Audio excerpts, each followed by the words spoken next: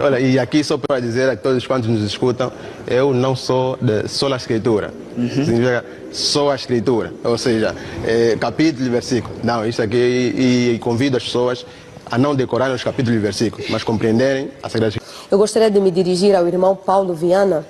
Irmão Paulo, e na verdade fazer uma pequena correção, porque tu fizeste algumas declarações muito graves e muito perigosas para um teólogo. A primeira delas é o fato de declarares de boca cheia que tu não és da Escritura.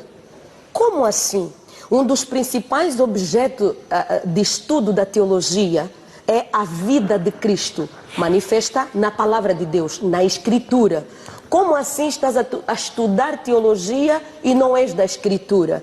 Isso é muito perigoso e eu acho que se isso realmente é verdade, não estás nervoso, não é por causa do programa, deves trancar a tua matrícula. Faça outro curso. Vai fazer RH, recursos humanos, faz administração, faz educação moral e cívica, faz outra coisa. Porque um teólogo que não entende a essência do que é a Escritura e não a defende como objeto de um curso que está a fazer, de uma formação que está a fazer, isso é extremamente grave. Segundo equívoco, é a questão de trabalhar os pastores como ricos, trazer o errado, o pastor rico errado, e trazer, se o pastor recebeu de prenda um carro, ele tem que mandar para a comunidade. Então, se ele, por exemplo, tem uma família de 5 filhos, ele andava a pé até o momento antes de ganhar este carro. Ele tem que levar para a comunidade e continuar com os filhos andarem a pé?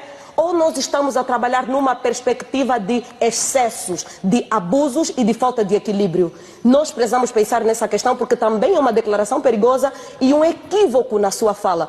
E terceiro, não verifiquem muito a questão dos versículos bíblicos. Temos que verificar a questão dos frutos. Equívoco, muito equívoco. Como assim? A Elka fez uma pergunta muito bem estruturada. Qual é o caráter do pastor? E ela ainda frisou, por favor, cite-nos o capítulo. Eu creio, e eu olho para o irmão Viana, não trouxe Bíblia, estuda teologia. Isso já nos deixa um pouco desconfortáveis.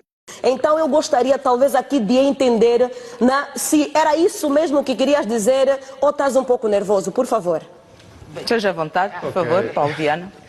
Muito obrigado pela colocação e começo pela última questão. Eu não estou nervoso, eu não tenho por que estar nervoso. Retira o que disse ou mantém? Reitero e vou reafirmar o seguinte. Penso que... Não, retira o que disse ou mantém? Estou a dizer que reitero. Reiterar é reafirmar. Vamos deixar, por favor, o Paulo Viana... Reitero. Exato. Ok? Prossiga, então, por favor. Vou mudar a linguagem. Reafirmo.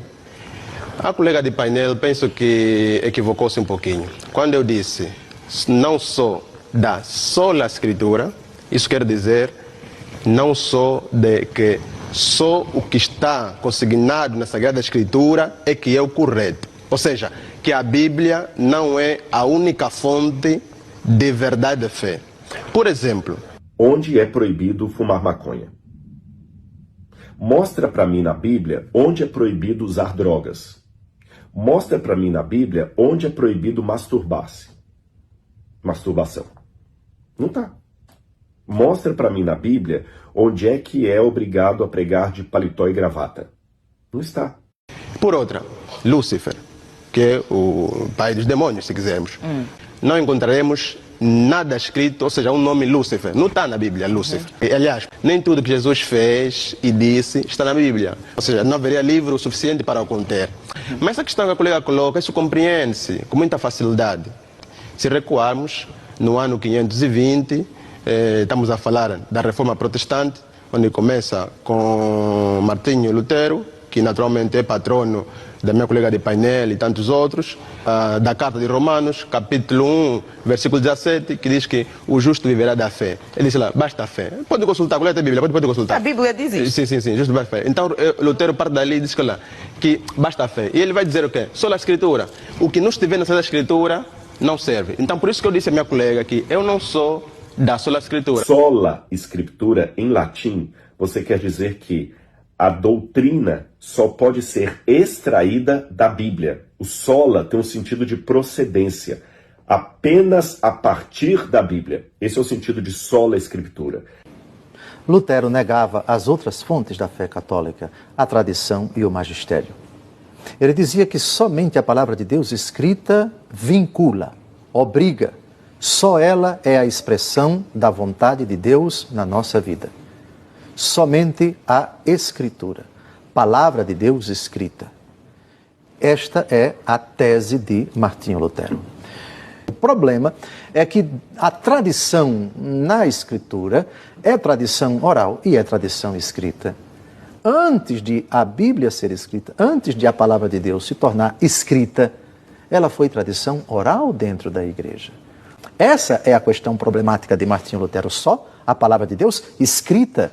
Mas na Escritura, o primado, no começo, não foi a Bíblia, foi a pregação oral.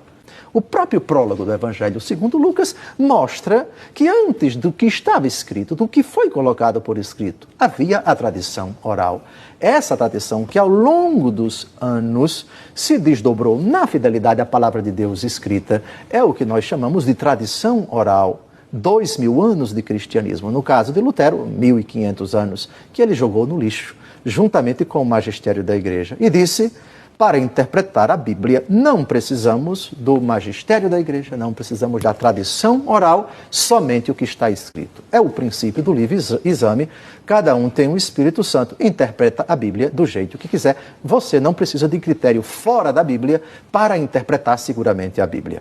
Princípio perigosíssimo, cujas consequências não cessam de aparecer até os dias de hoje.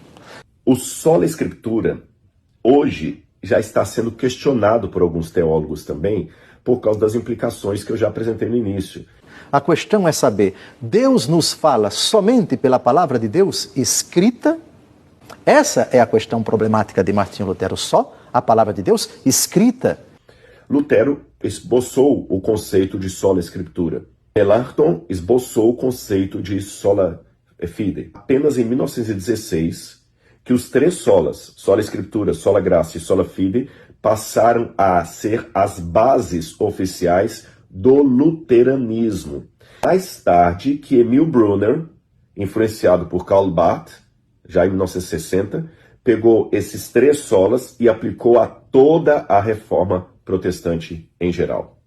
Aí depois, olha que interessante, em 1965, mais ou menos contemporâneo a Emil Brunner, que um teólogo católico, ironia das ironias, Johann Baptist Metz, um teólogo católico, em 1965, que ele, para sistematizar o que os protestantes diziam, ele que esboçou pela primeira vez os 5 solas. Sola fide, sola gratia, sola escritura, solus Christus, soli Deo gloria. Esses 5 solas que hoje os protestantes falam, esse aqui é a base, é o pilar do protestantismo, quem sistematizou os 5 solas e aplicou a teologia protestante foi um teólogo católico, Metz. Então, agradeço ao católico pelos 5 solas. Eu estou dizendo isso porque muitas pessoas, por apaixonarem demais pela ortodoxia e gostarem de bater no peito, sola escritura e chamar todo mundo de seita, ele esquece que muita coisa que ele está batendo no peito veio de um teólogo católico, não é? Me formei em teologia. Qual é o seu objetivo como teólogo? O objetivo é esse aqui, ajudar as pessoas a conhecer a Escritura. Portanto, muito obrigado e boa noite a todos que nos escutam.